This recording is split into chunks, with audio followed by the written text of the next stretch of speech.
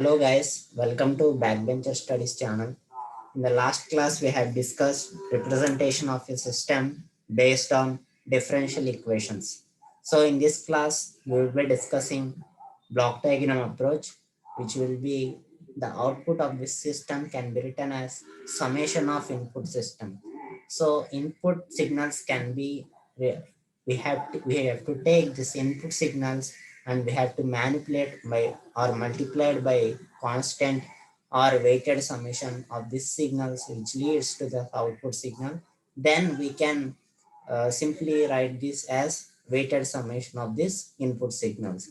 So we have in this block diagram approach, we have three elements majorly, which is one is summing point, which you can see over here. To add two signals or to subtract the signals, we have summing point, and blocks which will be multiplying the signal with a constant or with other signal.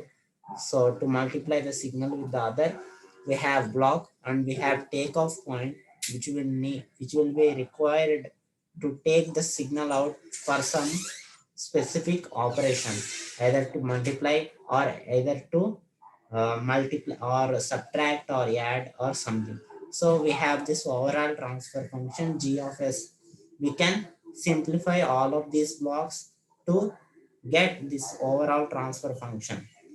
So we have some rules over here to simplify this block diagram method. So first rule is nothing but two blocks in cascade. So if we have two blocks in series, we can write this effective transfer function as g1 g2, multiplication of individual transfer functions. So let us see how it will work.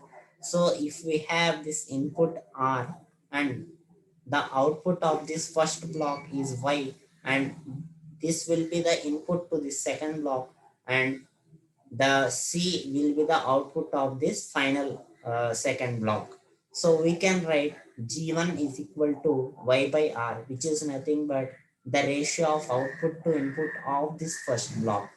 G2 is equal to C by Y, which is nothing but the ratio of input to output. See, remember, Y is the input to this second block. So, and C will be the output. So, we can write like this. So, the overall transfer function, the effective transfer function, which takes this input R and gives us the output C, will be the C by R. If we multiply and divide Y, we can write G1 and G2 as the effective transfer function if we have this blocks in series. If we have two blocks in parallel, we can add this to effective transfer function. To make this effective transfer function, we can add this individual gains of these blocks. So let us see how it will work. If we have this input r, which is being fed into this g1 system, and which is being parallelly fed into this g2 system as well. So the output of this g1 system, say let us say y1, and the output of this g2 system, let us say y2. If both are being added to get this current and final output C, so we can write uh, effectively as G1 is equal to Y1 by R, which is nothing but output by input. And G2 we can also write Y2 by R, which is the output by input. So if we see what it will be the expression of this C, we have C equal to y1 plus y2, which is the summation of these two signals.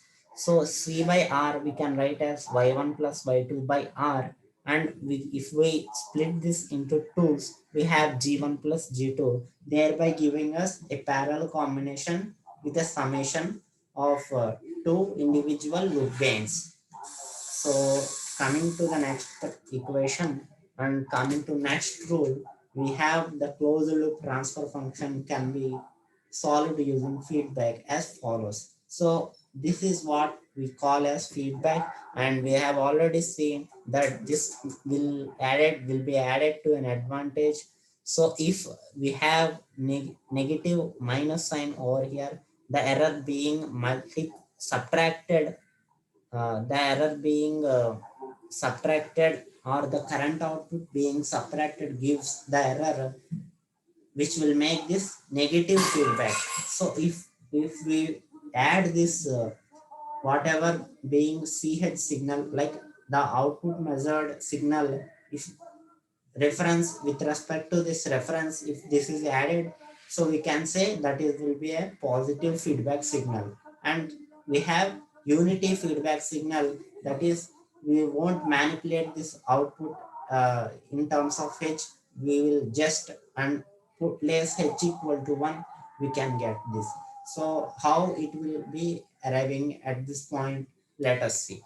So we have the input signal R, which is being fed into here. So the output signal be C. So the C signal which is coming from here will get multiplied with H to get CH. So we have the signal, erroneous signal, which is being flowing into this here. After this summing point is equal to R minus CH. If we take a negative feedback, if we take a negative feedback.